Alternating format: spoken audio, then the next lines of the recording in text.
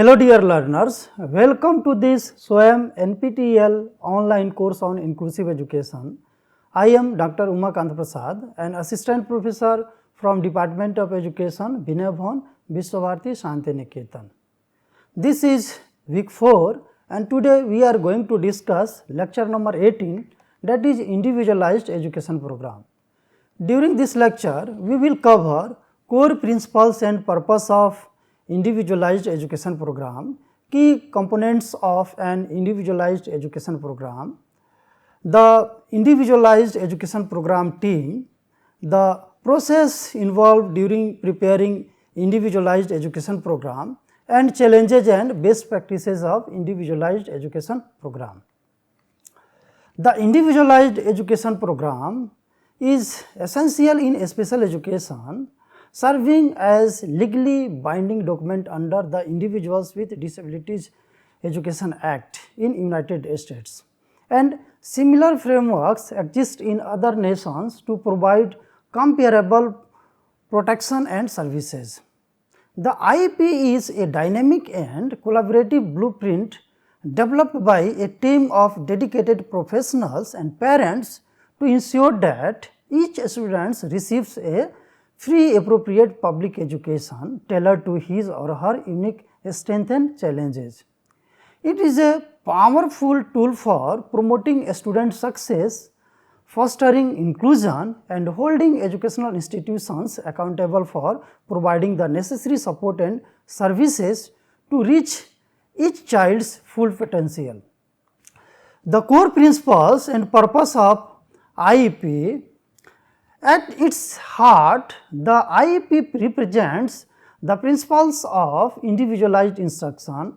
It moves beyond a one-size-fits-all approach to education. Recognizing that students with disabilities often require specialized support, accommodations, and modifications to access the general education curriculum and make meaningful progress. The primary purpose of an individualized education program are to identify and address unique needs. Through a comprehensive evaluation, the IEP identifies the student's unique strengths and challenges and educational needs resulting from his or her disability. Set measurable goals. It establishes clear and quantifiable goals that target the student's areas of need, promoting academic, functional, and developmental growth. Determine appropriate services. The IEP outlines the specialized instruction related services such as speech therapy, occupational therapy, counseling, and supplementary aids and services necessary for the student to achieve their goals. Facilitate inclusion. It promotes to maximum extent appropriate the inclusion of students with disabilities in the general education environment alongside their non-disabled peers. This is known as the least restrictive environment. Monitor progress and ensure accountability. The IEP serves as a living document requiring regular review and revision to track student progress, adjust interventions as needed, and ensure that the educational program remains effective. Foster collaboration. The development and implementation of the most effective educational plan requires a collaborative effort between parents, teachers, related service providers, and the students where appropriate. The key components of an IEP. While the specific format may vary slightly, IDEA mandates several essential components that must be included in every individualized education program. The first one is present level of academic achievement and functional performance. This section provides a comprehensive description of the student's current abilities and challenges. It includes information on how the disability affects the student's involvement and progress in the general educational curriculum. Data from assessment, observation, and parent inputs are crucial in this process. Measurable annual goals.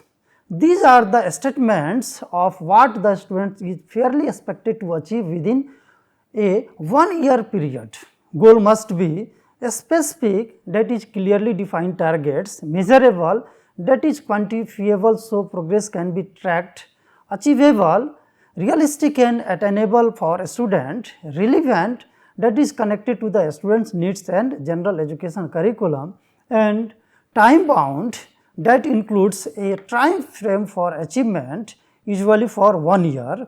Annual goals can be address academic, functional, behavioral and self-emotional areas. How progress will be measured and reported? The IEP must specify how the students' progress toward their annual goals will be measured, that is through formative assessment, portfolios, observation, etc., and how often parents will receive reports on this progress, such as quarterly or tri-annually. Special education and related services. This section details the specific special education services such as specialized reading instruction, co-taught classes, related services such as speech language pathology, physical therapy, psychological services and supplementary aids and services such as assistive technology, appropriate seating, visual studies, etc., that the students will receive. It includes the frequency, duration and location of these services. Extent of participation in general education. The IEP explains the extent to which the student will not participate with non-disabled peer in the general classroom and extracurricular activities. This addresses the least restrictive environment principle, ensuring that removal from the general education environment only occurs when the nature of severity of the disability prevents satisfactory education in general education with the use of supplementary aids and services. Individual accommodation for state and district-wide assessments. This specify any accommodations such as extended time, read aloud, reduced distractions, etc., needed for the student to participate in state and district-wide standardized assessments. In some cases, an alternative assessment may be appropriate if the student cannot participate in the regular assessment even with accommodations. Transition services for students age 16 and older or younger if appropriate. The first individualized education program will begin when the student is 16 years of age or younger if the IEP team deems it appropriate. The IEP should include a statement of measurable post-secondary goals related to training, education, employment and where appropriate independent living skills. It also includes the transition services such as vocational training, career counseling, post-secondary education planning needed to assist the student in reaching those goals. Projected date for the being of services and modifications. These outlines when services will commence and their anticipated duration. The IEP team developing and implementing an IEP is a collaborative process involving a multidisciplinary team. The key members of the IEP team usually include parents or guardians who are the key members during this process, who provide invaluable insights into their child's strengths, needs and preferences. They have a right to participate in all individualized education program meetings and decisions. General education teacher. General education teacher provides information about the general education curriculum, classroom expectations and the students' performance in the general education setting. A special education teacher who has the expertise in special education methodologies, accommodations and modifications. A special administrators or local education agency representative acknowledgeable about the availability of resources and authorized to commit the school's resources. Related service providers who are the professionals such as speech language pathologists, occupational therapists, physical therapists, school psychologists and counselors who provide services outlined in the IEP process. The student, when appropriate, students, especially adolescents, should be invited to participate in their individualized education program meetings, particularly when transition planning is discussed, to foster self-advocacy and ownership. Other individuals with expertise. At the discussion of the parent or the school, other individuals with knowledge or special expertise regarding the student may be invited, such as advocates, medical professionals, etc. The IEP process. The IEP process is clinical and involves several stages. The first stage is pre-referral. This initial stage focuses on addressing a student's academic or behavioral challenges within the general education classroom before formal special education referral. This goal is to implement and document various interventions and support strategies to determine if the student's need can be met without special education services. This might involve adjusted teaching methods, differentiated instruction, a small group support or behavioral management strategies. If these interventions prove insufficient, the process moves to the next stage. This stage aims to prevent unnecessary evaluation and placements, ensuring that general education resources are maximized first. The second stage is referral. If pre-referral interventions do not lead to significant improvement, a formal referral for special education evaluation is made. This referral can come from a parent, a teacher or other school personnel who suspect a child may have a disability impacting his or her educational performance. Parental consent is crucial at this stage, as no evaluation can proceed without it. The referral initiative, the official process of determining eligibility for special education services. The third stage is identification. Once a referral is made and parental consent obtained, a comprehensive evaluation is conducted. This stage involves a multidisciplinary team of professionals such as psychologists, special education teachers, special therapists, occupational therapists who assess the child in all areas related to the suspected disability. The evaluation aims to answer critical questions such as: does the child have a disability as defined by the Individuals with Disabilities Education Act? What are the child's specific educational needs? What services are appropriate to address these needs? This thorough assessment provides the data necessary for the subsequent stages. The fourth one is eligibility. Following the evaluation, the IEP team, including the parents, reviews the assessment results to determine if the child qualifies for special education and related services under IDEA. To be eligible, the child must have one or more of the 13 disability categories recognized by IDEA, and this disability must adversely affect their educational performance, requiring specially designed instruction. If the child is found eligible, the team proceeds to develop the IEP. Parents have the right to challenge the eligibility decision if they disagree. The fifth stage is IEP development. This is a vital stage where the individualized education program team collaborates to create the individualized education program. The IEP is a legal document that outlines the student's current level of academic achievement and functional performance, measurable annual goals, that is academic and functional goals, specific special education and related services, accommodations, modifications, and how progress will be measured and reported.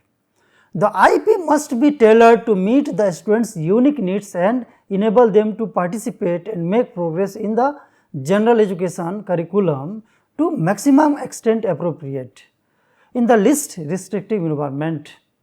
The next stage is implementation. Once the IEP is finalized and parental consent is obtained, the school is responsible for implementing the program as written. This means ensuring that all services, accommodations and modifications outlined in the IEP are provided consistently and effectively. All teachers and service providers involved with the student must have access to the IEP and understand their specific responsibilities for its execution. Effective implementation requires ongoing communication and collaboration among all members of the IEP team. The seventh one is evaluation of reviews. The IEP is a living document and its effectiveness must be regularly evaluated and reviewed. The IEP team must meet at least once a year to review the student's progress towards his or her annual goals and determine if any revisions are needed. Parents receive regular reports on their child's progress as well. Additionally, a re-evaluation is conducted at least after every 3 years to determine if the child continues to be eligible for special educational services and if their educational needs have changed. This stage ensures accountability and allows for adjustment to the IEP to best support the students' evolving needs. In essence, the IEP process is a dynamic and collaborative framework designed to provide individualized support for students with disabilities, fostering their academic, social and emotional growth within the educational system. Challenges and best practices. While the IEP is a powerful tool, its effectiveness is critically dependent on proper implementation. Challenges and best practices. While the IEP is a powerful tool, its effectiveness is critically dependent on proper implementation. Challenges during the individualized education program can include lack of effective communication and collaboration among team members, insufficient resources, that is funding, personal training within schools, inadequate progress monitoring or data collection, difficulty in writing truly measurable goals, ensuring genuine parent participation and understanding, and balancing inclusion with individualized needs. To maximize the effectiveness of IEP, best practices includes building a strong parent-school participation based on trust and mutual respect, utilizing data-driven decision-making for setting goals and evaluating progress, providing ongoing professional development for all IEP team members, focusing on functional skills alongside academic goals to promote independence, ensuring the IEP is a working document that is regularly referenced and adapted, promoting a student self-advocacy skill from an early age, and adhering strictly to legal timelines and procedural safeguards outlined in IDEA. In conclusion, we can say the individualized education program is more than just a legal document. It is a commitment to providing equitable and effective educational opportunities for students with disabilities. When developed and implemented appropriately, the IEP serves as a dynamic roadmap, guiding instruction, fostering collaboration, and ultimately empowering students to reach their full potential, ensuring they are prepared for further education, employment, and independent living. Its comprehensive nature and emphasis on individualized support make it a foundational element of inclusive education system worldwide. There are some references here.